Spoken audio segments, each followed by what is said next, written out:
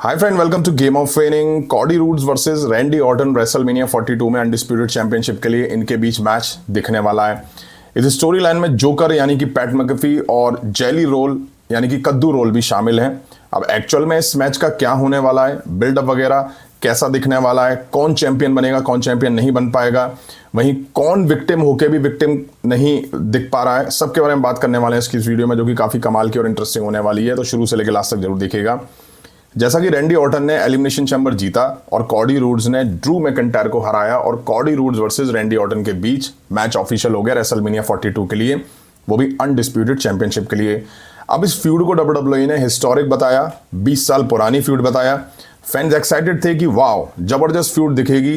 WWE के पास अच्छा मौका था, प्रॉपर टाइम था इस फ्यूड को बिल्ड करने का, बट डब्ल्यूडब्ल्यूई ने एक बार फिर से हक के रख दिया और उतने से मन नहीं भरा तो डब्ल्यूडब्ल्यूई ने हगा और फिर लीप दिया। मेरा मतलब है कि डब्ल्यूडब्ल्यूई ने सब बर्बाद करके रख दिया और वापस से फंबल कर दिया। शुरुआत में रैंडी ऑर्टन को अच्छा सपोर्ट मिल रहा था, बट डब्ल्यूडब्ल्यूई को लगा कि ये मामला तो उल्टा पड़ रहा है, कॉडी रूड्स को हेट मिल रही है, इसलिए डब्ल्यूडब्ल्यूई ने कुछ ऐसा प्लान करा जिसके बाद सिंपैथी कॉडी रूड्स को मिलने लगी और रैंडी ऑर्टन को हेट मिलने लगी। डब्ल्यूडब्ल्यूई ने इस स्टोरी लाइन को शुरू होने से पहले ही खत्म करके रख दिया और रही सही कसर तब पूरी हुई जब डब्ल्यूडब्ल्यूई ने इस स्टोरी लाइन में जोकर यानी कि पैट मैकेफी और कद्दू रोल यानी कि जेली रोल को शामिल कर दिया। पूरा फोकस मेन सुपरस्टार यानी कि रैंडी ऑर्टन कॉडी रूड्स से हटके पैट मैकेफी और कद्दू रोल के ऊपर चला गया, मतलब कि ट्रांसफर हो गया, चीजें डाइवर्ट सी दिखने लगी। कॉडी रूड्स को यहां विक्टिम दिखा दिया गया, जिस वजह से कहीं ना कहीं रैंडी ऑर्टन को हेट मिलने लगा। जो फैंस चाह रहे थे कि Randy Orton 15 time world champion बने, वो अब चाहने लगे हैं कि शायद कॉडी रूड्स रिटेन कर लें। बट आपको बता दूं, यहां रियल विक्टिम कॉडी रूड्स नहीं है, रैंडी ऑर्टन यहां रियल विक्टिम दिखाई दे रहे हैं। एक तो उन्होंने एलिमिनेशन चैम्बर जीता था, उनका मूवमेंट था, चीजें अच्छे से रन हो सकती थी, बट शायद किसी को ये मंजूर नहीं था। अब आपको थोड़ा पीछे लेके चलता हूं। ये बात है नवंबर के एंड, दिसंबर में और जनवरी के शुरू के आसपास की, जब मैंने आपको अपडेट दी थी कि रोमन रेंस कॉडी रूड्स के अगेंस्ट रेसलमेनिया 42 में मैच चाहते थे, जहां रोमन रेंस की डिमांड थी कि वो चैंपियन बने, बट ट्रिपल एच चाहते थे कि Cody Rhodes as a champion बनके रेसलमेनिया 42 से निकलें, या चैंपियन हो तो टाइटल उनके पास ही रहे, यानी कि टाइटल वो रिटेन करके निकलें। यही वजह रही कि ट्रिपल एच अड़ गए और उन्होंने Roman Reigns versus Cardi roads नहीं होने दिया रेसलमेनिया 42 में। इवन टीके ने इंटरफेयर करा, उसके बावजूद ट्रिपल एच नहीं माने। अब आप सोचिए, ट्रिपल एच जब एग्री नहीं थे कि कॉडी रूड्स टाइटल हारे, तो अब कैसे वो एग्री होंगे कि कॉडी रूड्स रेसलमेनिया 42 में रैंडी ऑर्टन के अगेंस्ट टाइटल हार जाएं। अब सिंपैथी रैंडी ऑर्टन की साइड थी, तो डब्ल्यूडब्ल्यूई ने करा ये कि यहां जोकर यानी कि पैट मैकेफी को डाल दिया, जिसकी वजह से स्टोरी लाइन और बर्बाद हो गई।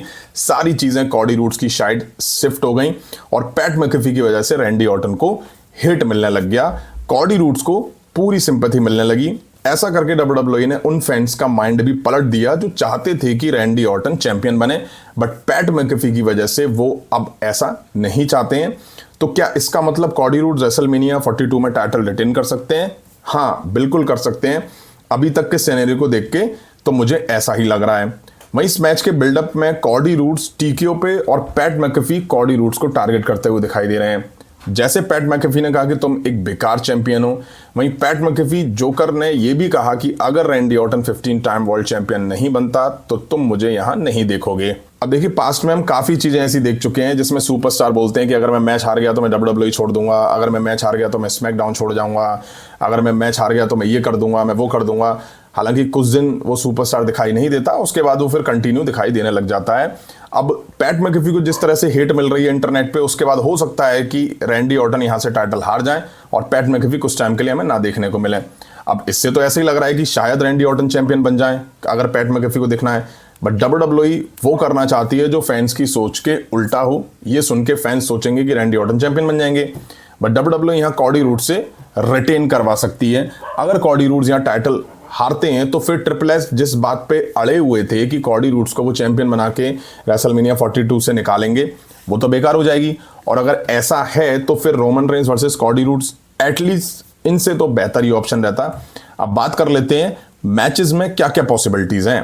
पहला तो ये कि कद्दू रोल यानी कि जेली रोल जो कि कॉडी रूड्स के साथ दिखाई दे रहे हैं, ये मैच के दौरान कॉडी रूड्स पे टर्न कर जाएं।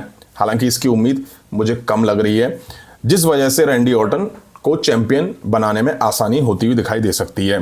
वहीं रिसेंट के स्मैकडाउन के एपिसोड में आपने शायद एक चीज नोटिस करी हो या नहीं, अनडिस्प्यूटेड टाइटल रैंडी ऑर्टन जीतना चाहते हैं, बट कॉडी रूड्स पे अटैक के बाद जोकर यानी कि पैट मैकेफी ही टाइटल उठाता है और अपने शोल्डर पे डाल के उस टाइटल को कैरी करके बैक स्टेज अपनी कार तक लेके जाता है, जबकि वो मूवमेंट रैंडी ऑर्टन का होना चाहिए था। टाइटल मैच में वो है कॉडी रूड्स के साथ, उनको ये टाइटल कैरी करना चाहिए था। पैट मैकेफी को ये टाइटल शोल्डर पे दिखा के क्या मतलब बना इस चीज का? ऐसा लग रहा है कि पैट मैकेफी कॉडी रूड्स के साथ फ्यूड में है, ना कि रैंडी ऑर्टन।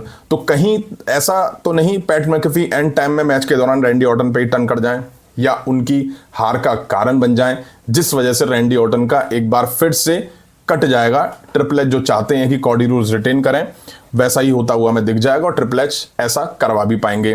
वहीं अगर हम बात करें रैंडी ऑर्टन के बैक स्टेज दिखने की, कॉडी रूड्स के बैक स्टेज दिखने की, तो उनके पीछे अगर आपने गौर करा हो तो अलिस्टर ब्लैक दिखाई दे रहे हैं। एक पिक्चर में तो जेलिना वेगा भी उनके साथ दिखाई दे रही हैं। तो कहीं ऐसा तो नहीं अलिस्टर ब्लैक का इंपॉर्टेंट रोल हो इस मैच में, वो इस मैच के दौरान आके शायद रैंडी ऑर्टन को कॉस कर दें। वहीं पिछले कुछ वीक से रैंडी ऑर्टन को ही अपर हैंड मिलता हुआ दिखाई दे रहा है कॉडी रूड्स पे, तो ऐसा तो नहीं कि कॉडी रूड्स ही चैंपियन बने रहेंगे। वहीं आपको बता दूं रेसलमेनिया 42 के बाद बैकलैश के लिए Randy Orton PAT McAfee versus Cardi roads कद्दू रोल के बीच मैच होने के रूमर्स हैं। तो फिर ये सुन के और लग रहा है कि WWE कॉडी रूड्स को यहां रिटेन करवा सकती है। अब मैं तो बिल्कुल भी एक्साइटेड नहीं हूं इस मैच को मेन इवेंट में देखने के लिए, क्योंकि WWE पे भरोसा मत करना, ये धोखा देने में माहिर है। वैसे आपको क्या लगता है कि क्या होने वाला है इनके मैच में? वहीं आपको बता दूं WWE नाइट 1 के लिए #लिव मॉर्गन वर्सेस स्टेफनी वकार मेन इवेंट के लिए ट्रेंड हो रहा है। मतलब कि कोई फैंस नहीं चाहता है कि Randy Orton versus Cardi roads के बीच मेन इवेंट में मैच दिखे, वो भी अनडिस्प्यूटेड चैंपियनशिप के लिए, क्योंकि इस तरह का बिल्डअप इनके बीच दिखाई दिया है जैसा बिल्डअप बैकलैश, फास्टलेन जैसे जो छोटे पेपर भी होते हैं WWE के, उनसे पहले दिखाई नहीं देता किसी चैंपियनशिप के लिए। तो आप समझ सकते हैं कितना वर्स्ट बिल्डअप है इन दोनों के बीच इस मैच को लेकर के, जिसे WWE ने हिस्टोरिक 20 साल पुराना फ्यूड बताई थी। तो मुझे लगता है कि कमेंट करके आप बताइएगा कि आप क्या सोचते हैं इस मैच के बारे में। अभी की वीडियो में इतना ही। पसंद आए तो लाइक और शेयर करें। उस तरह की इंटरेस्टिंग अपडेट्स के लिए चैनल को सब्सक्राइब करें, बेल आइकन को प्रेस करें। मिलता हूं जल्दी नेक्स्ट वीडियो में। Thank you.